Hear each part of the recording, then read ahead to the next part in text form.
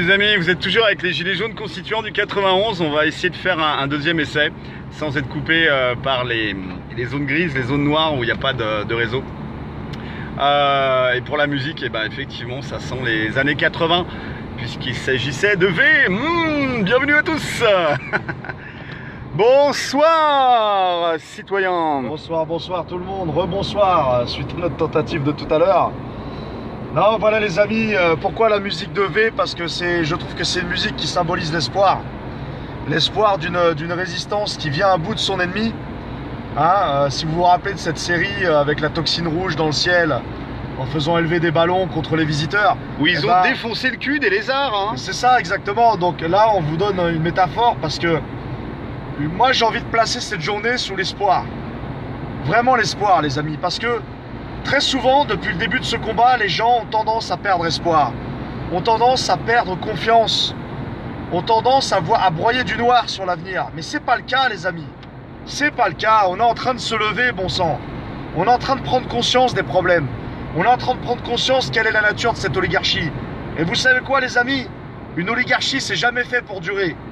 C'est jamais fait pour rester éternel. Tôt ou tard, elle chutera, cette oligarchie.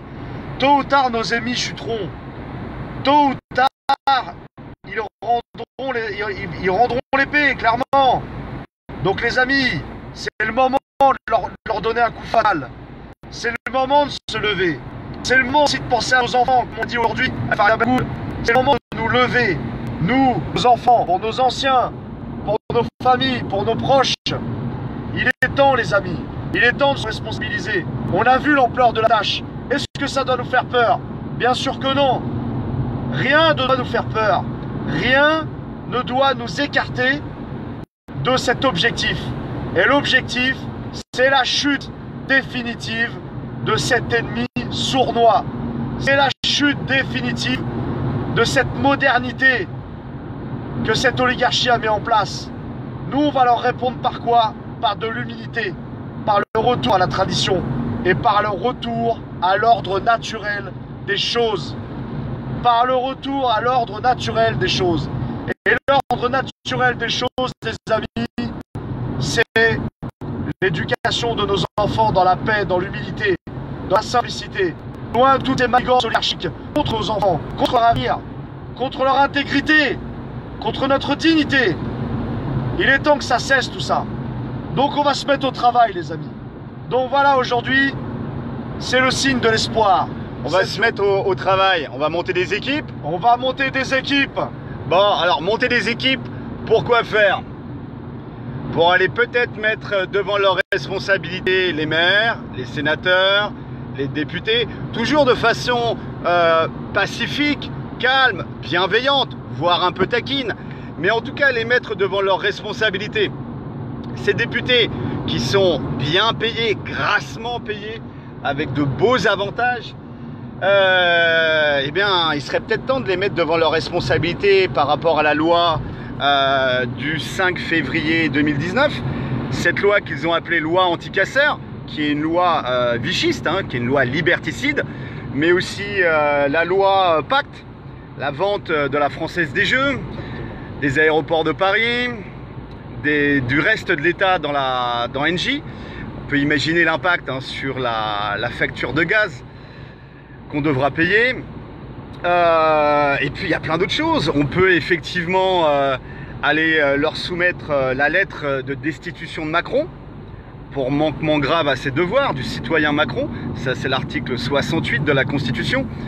Donc il y a énormément de choses à faire. Et puis aujourd'hui, un nouveau front avec Farida Belgoul sur l'éducation nationale, plutôt l'instruction nationale, puisque l'éducation des enfants, ça fait partie du domaine de la famille, du papa et de la maman, et non pas du parent 1, parent 12, parent 40-24. Donc l'éducation d'un enfant, c'est avant tout la famille, les parents, le rôle des grands-parents, le rôle du sport, le rôle des activités extrascolaires, et puis l'instruction, ça c'est le rôle de l'école. Mais apparemment, et on le voit, hein, l'instruction en France se casse la gueule. C'est le classement PISA où chaque année la France perd des places. Grosso modo, les gamins, ils arrivent en 6e, ils savent mal lire, mal écrire, mal compter. Par contre, ça c'est important pour le gouvernement, il faut leur pourrir la tête avec la théorie du genre, avec théorie du genre avec Kinsey derrière. Hein. C'est toute la philosophie de Kinsey qui, sous prétexte de modernisme, les pourrit en fait. Les trouble, les envoie voilà, sur des problématiques qui ne sont absolument pas de leur âge. Donc nous, ce qu'on voudrait, c'est que les enfants à l'école apprennent à lire, apprennent à écrire, apprennent à compter, et ça convenablement. Et puis toutes ces histoires de gender, de sexualité, etc., bah, c'est pour plus tard. Parce que c'est pas la priorité dans l'école. T'en penses quoi, citoyen? C'est même plus, c'est pas que c'est la priorité dans l'école, c'est que le gender doit disparaître. Définitivement. Le gender, c'est une honte.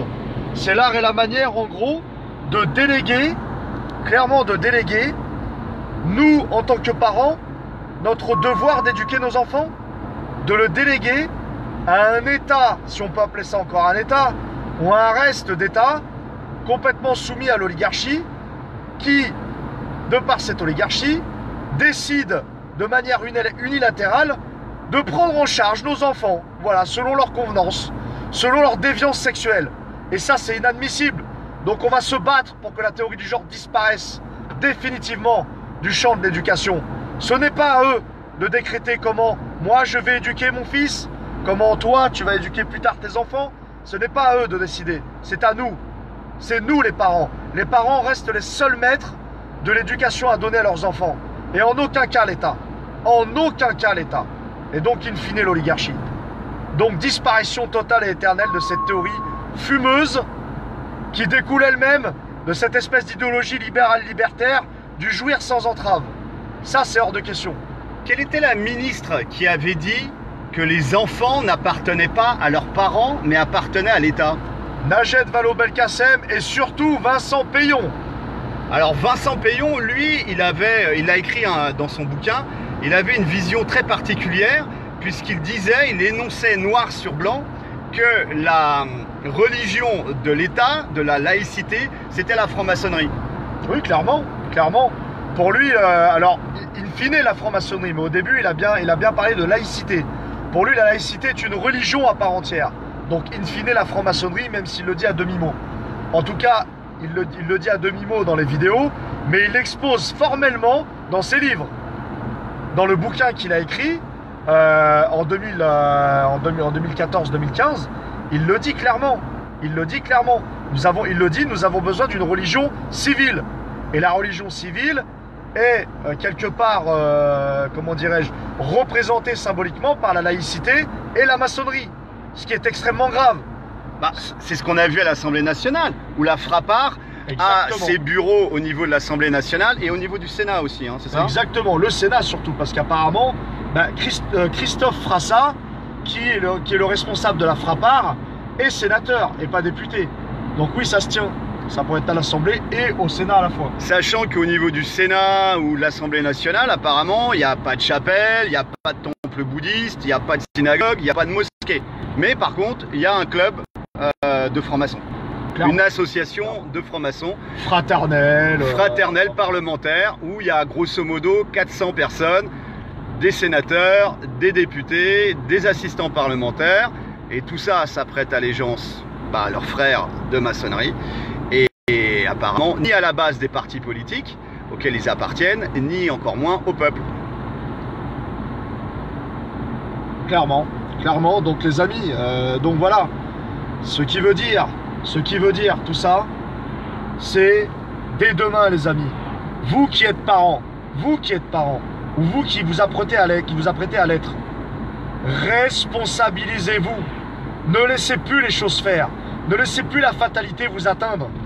C'est à nous de faire les choses. C'est à nous de faire les choses. Et de réorienter les choses. Et le monde des idées d'ailleurs. Le monde des idées nous appartient. Et ne doit plus appartenir à l'oligarchie. clairement.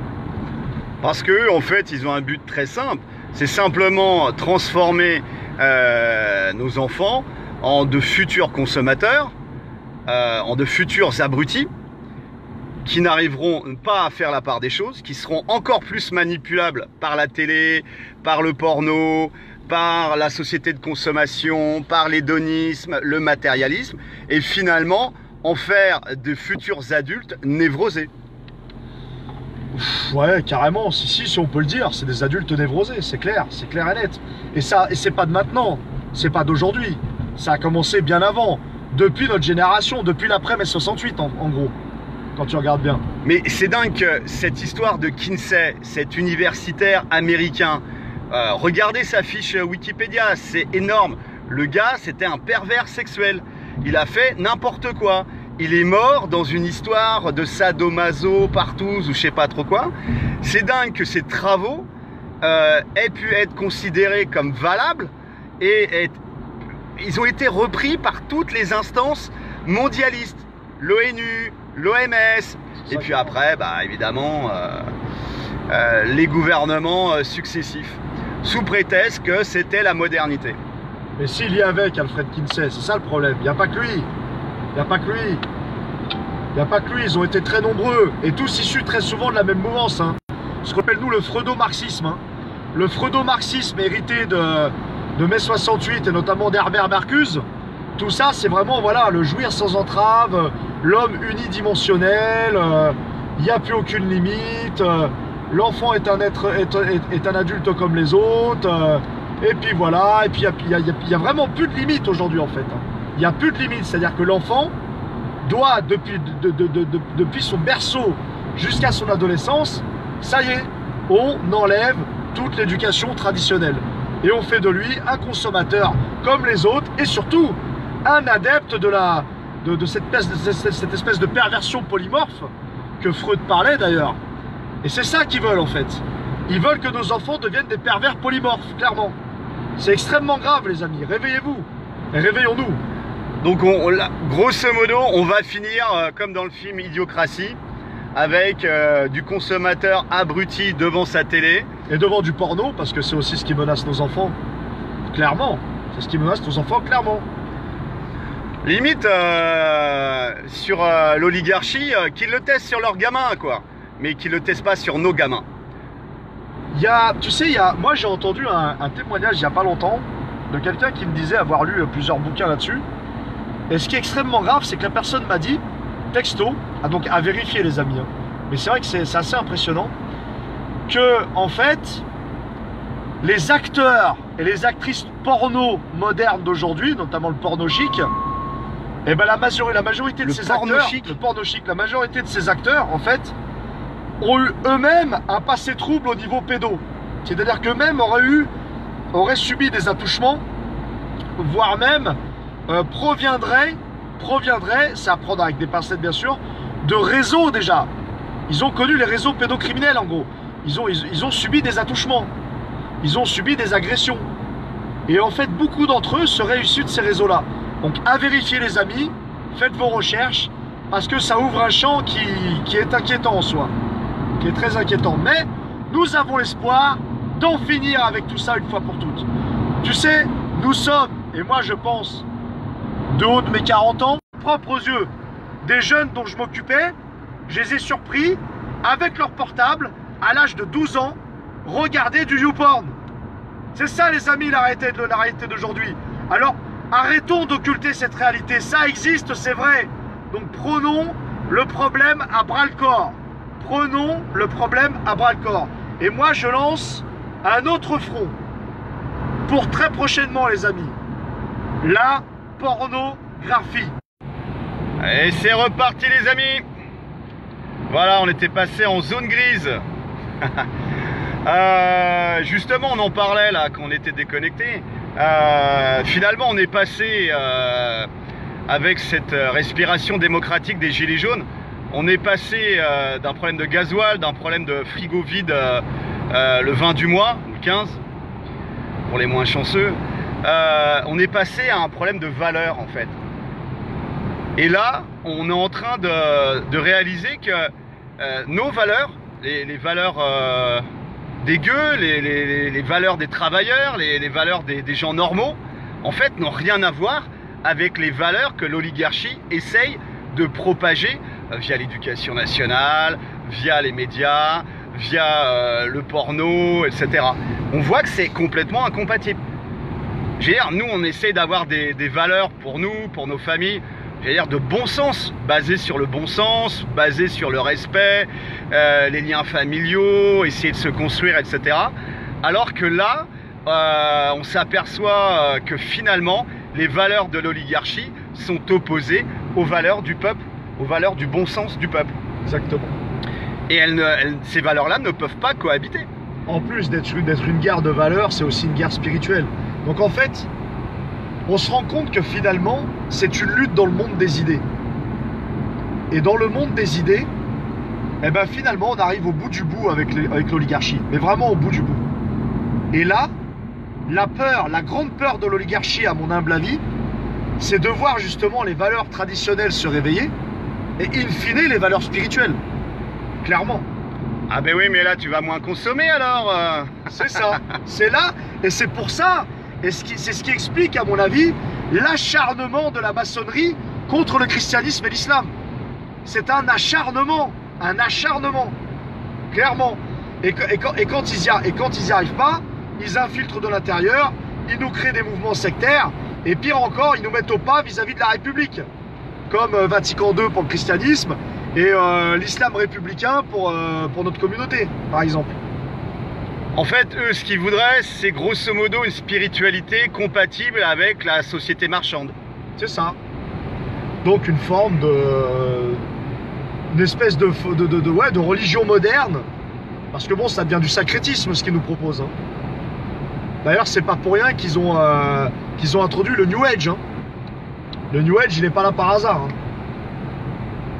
Ouais, mais en fait, ça se retourne un peu contre eux parce que sur le New Age, ça amène aussi à la décroissance. Il y a beaucoup de personnes qui sont dans le New Age, qui sont parmi les premiers zadistes, qui sont parmi les premiers décroissants à retourner à la terre, retourner à une vie simple et en dehors du système de consommation. Oui, effectivement, je suis d'accord avec toi. Et c'est vrai qu'il ne faut pas le négliger. Et il faut respecter nos amis qui ont choisi cette spiritualité. Le problème n'est pas là, mon ami. Le problème, c'est que ça, c'est bien pour ta résistance au quotidien. Mais quand tu t'attaques à l'oligarchie, le New Age ne suffit pas. Parce qu'il faut savoir dénoncer qui sont ces oligarques et leur idéologie. Et leur idéologie, on va être clair, elle est clairement sataniste. Quand tu regardes du fond.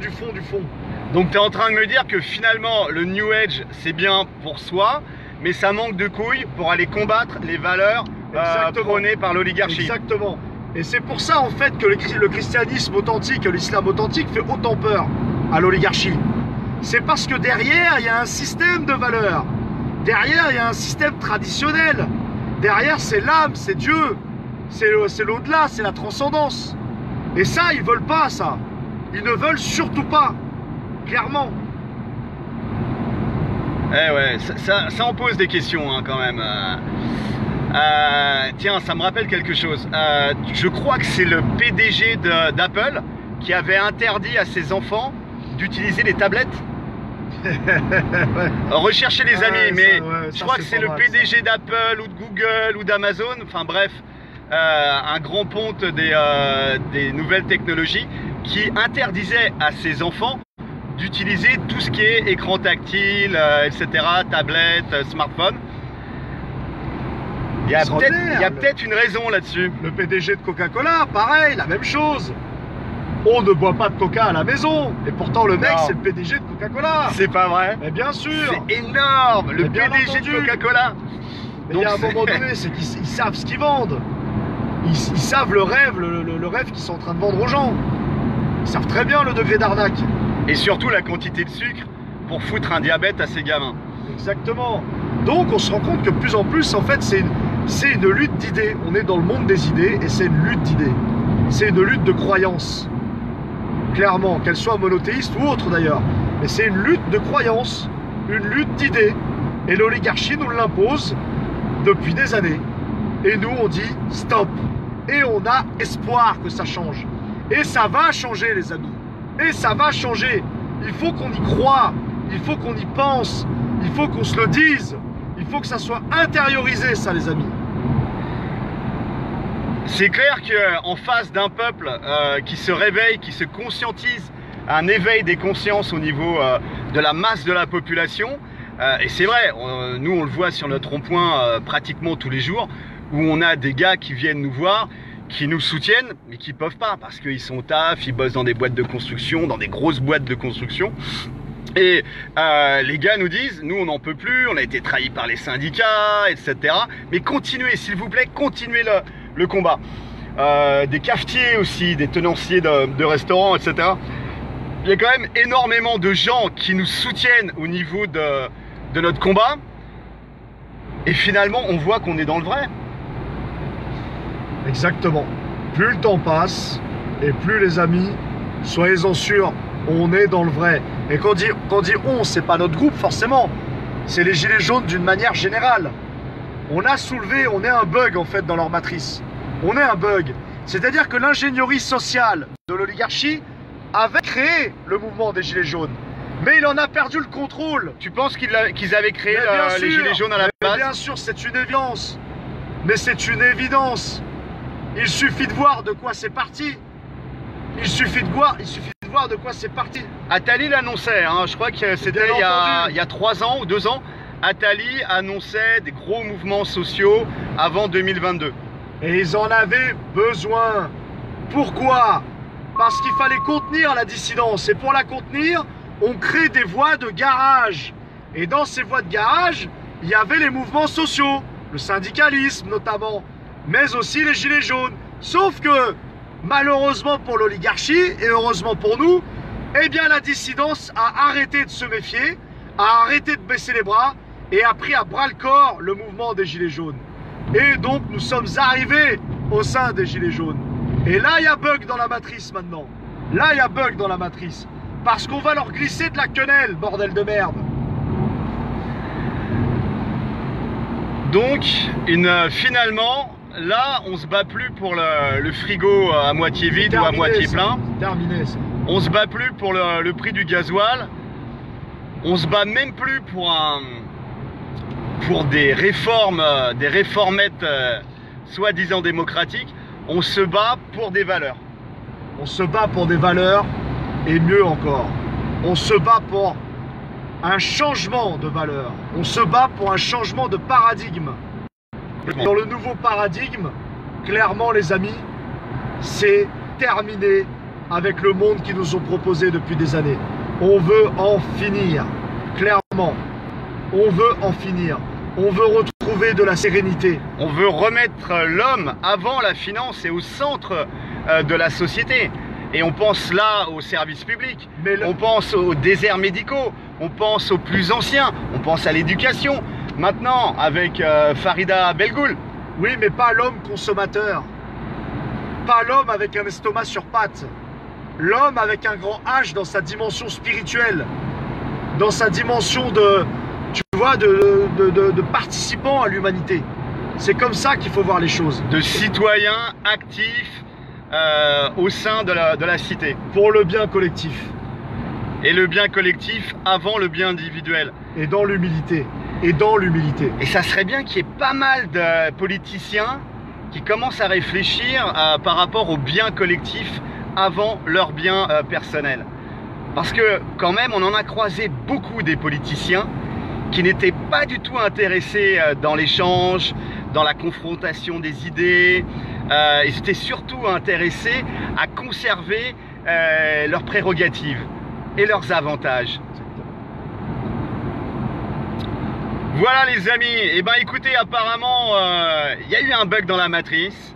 Les Français se soulèvent, on se soulève sur les ronds-points, sur les manifs, sur les opérations, que ce soit péage, blocage, levée de parking payants dans les hôpitaux, les lives, faites des lives, montez des équipes avec des amis, faites des lives, mettez vos politiciens locaux en face de leurs responsabilités et faites des lives.